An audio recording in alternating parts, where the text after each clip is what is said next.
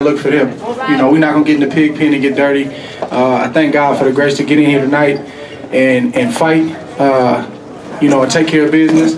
I always want to do better. Felt like I could have did better, and I'm gonna be better. But as far as trying to explain myself and answer questions like, you know, some of the things that they're talking about, I just refuse to get into it. It's not about them anymore. They've done a lot of talking leading up to this fight, and I told you guys that they can dominate the headlines leading up to the fight.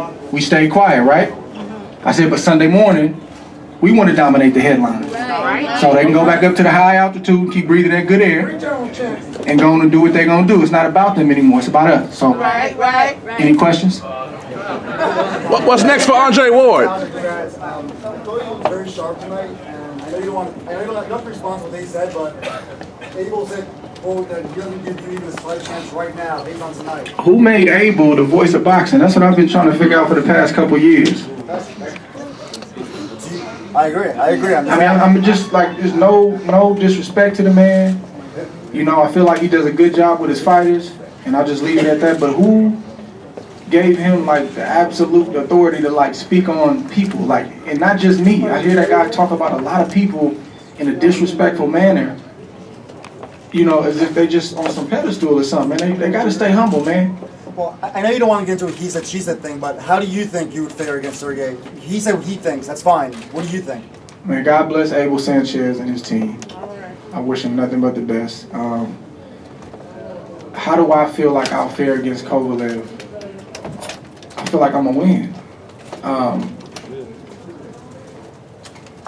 And it's not going to be an easy fight. He's a champion.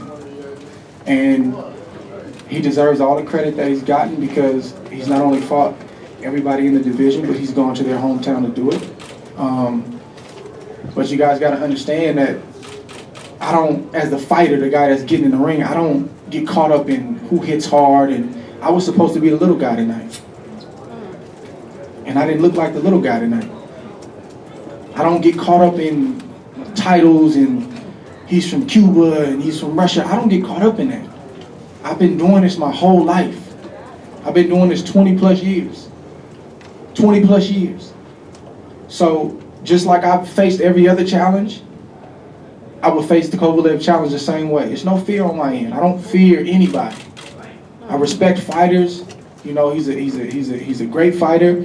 And he's done some things that people haven't done. He's won on the road. And you got to respect that, but I don't look at it like you guys may look at it in terms of, you know, oh my God, he's knocking down. I just don't look at it like that. Because if I looked at it like that, I wouldn't be sitting here right now. Andre, you gave yourself a B- out there at the ring. What did you like that you did in your first light heavyweight fight, and what do you need to do different or better? I like that we showed that, you know, that we're strong, plenty strong for this weight class. We showed the pop in this weight class. We just want to keep sharpening things up offensively, defensively, and, you know, but I have to give myself maybe a B- or so because with the stop and go, you know, layoffs and different things like that, you know, we had the same situation with Evan Rodriguez in 2013. He was the #1 contender. We fought Paul Smith, who, you know, had failed at two world titles against Arthur Abraham. He's a solid guy. And now we're fighting another #1 contender. So we, you know, we're showing that even though we haven't been consistent per se, we can still come get the job done. Who would you like to fight that tune-up fight, Andre? Excuse me? Who would you like to fight in the tune-up fight? Man, I'm just trying to go enjoy some time with my family right now. I don't even know. You know, I gotta, you know, just reassess everything with my team, talk to them, and just see where they stand. Because all it's been about for me is, you know, Sullivan Barrera. Hey Ward. You represented your country in the Olympics, won the gold medal. You represented your country in the Super 6, you won that. And now they ask you to step up out of your comfort zone to 175. You win your first fight there against a #1 contender. What does it take for an American fight to get the praise that he deserves? Because you were talking about the love that you get out in the UK, and it's beyond the love out here in the States. You know what? It's I do have an opinion about that, but you know, one thing I'm learning as a young man is that I don't always have to share my opinion. One thing that, you know, I'm constantly reminded of is and I have to take myself back to it. And some may understand it and some may not, and that's okay. Is that whether people give me credit or whether people don't give me credit, You know, God has blessed me with a talent and a gift. And ultimately, at the end of the day, I'm doing this for Him. And then behind that comes my family.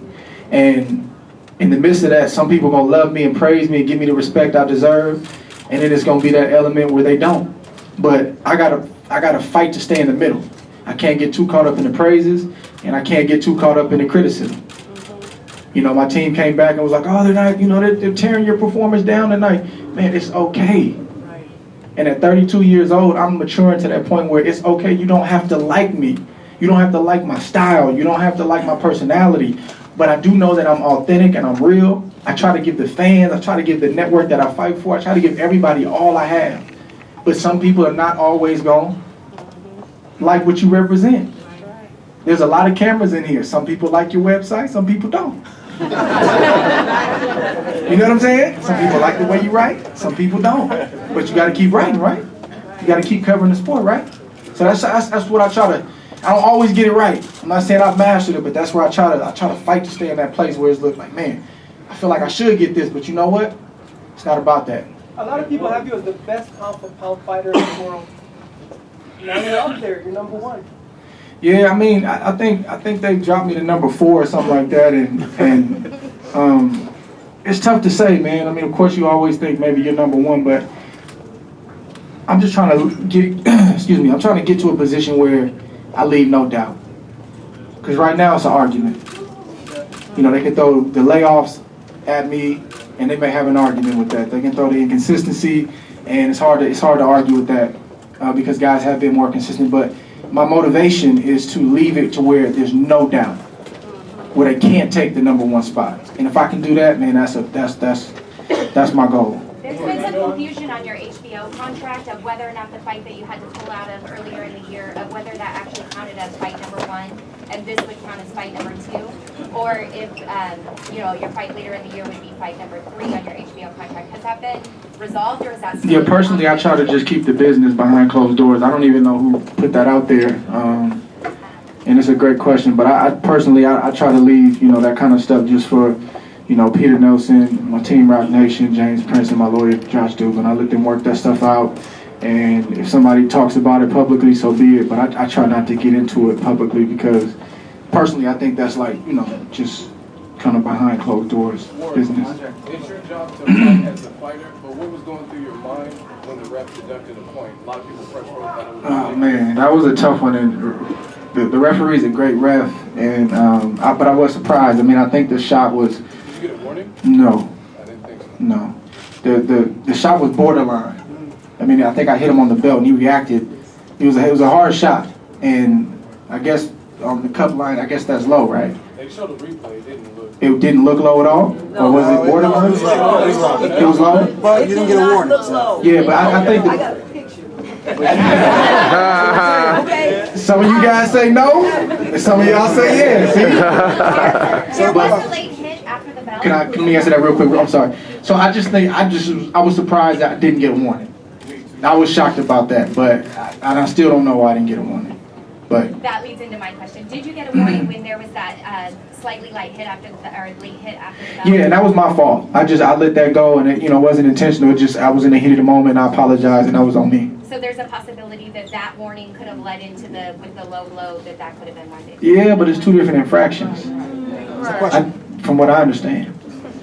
But I had to just, I got upset, and I just had to just bring it down and stay focused. Andre, everyone. That praise will come when the Kovalev fight comes and you get through that? I think it could be the same scenario we're dealing with now.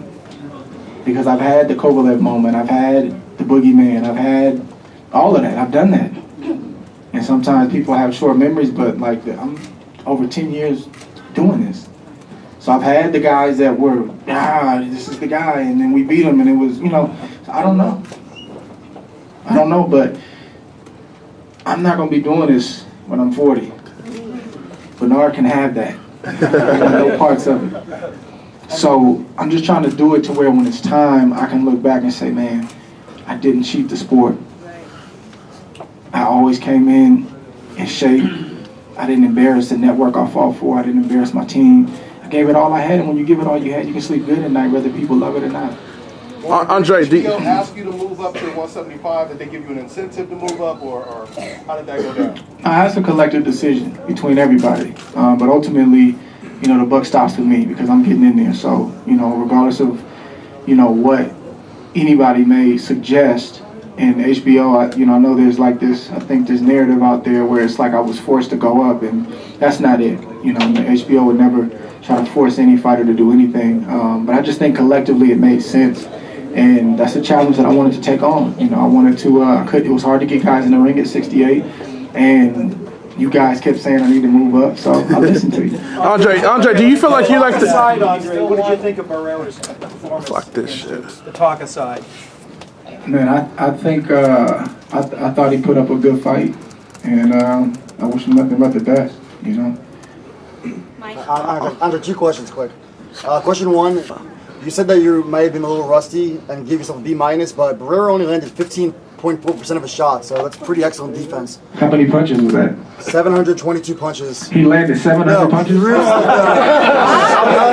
threw 722, he landed 100.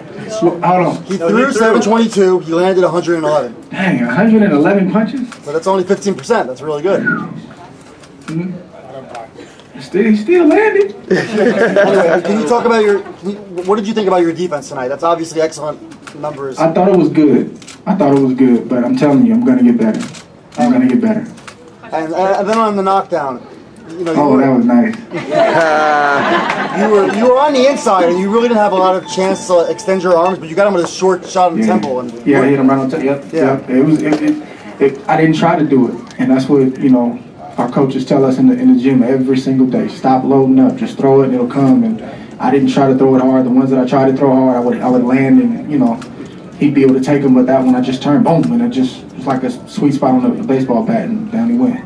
Andre, do you feel like you like the new Floyd? The fact that people don't give you your props is like they're not going to realize your greatness until you're actually gone. I don't know. You feel it's like a no-win situation? I mean, when I went through the last year and a half, 2 years with this lawsuit, I saw a lot. I learned a lot. I saw a lot of some good things. I saw some bad things, but I grew up. And I realized that everybody doesn't have to like me, like I said, and it's just that's a pretty awesome revelation to get, as just an individual, not just an athlete. As a man, everybody doesn't have to like me. If I'm a jerk and I'm disrespecting people, and that's on me. But if I know that I'm trying my best to be an ambassador, a representative, and people are nitpicking, there's nothing I can really do about that. And that element is always going to be there. And sometimes that element is not always a bad thing. It keeps you tight, it keeps you focused, and it kind of is what it is. And I just don't, when I was a little younger, I used to get more upset, and I used to feel like, man, I used to want to demand respect and demand this, but it's not about that anymore, man. And I hope that, the young guys coming up behind me, that they don't waste the energy that I wasted early in my career trying to demand that kind of respect. Just focus, man. Stay focused on what you're doing. We got a short window to do it. I've been fortunate to be 10 years, some guys get 5, some get 2, some get 7, but whatever your window is, man, don't focus on critics and naysayers. Let them be who they are. God bless them, man, but just stay focused on what you're doing, and the ride will be a lot funner. Wait, guys.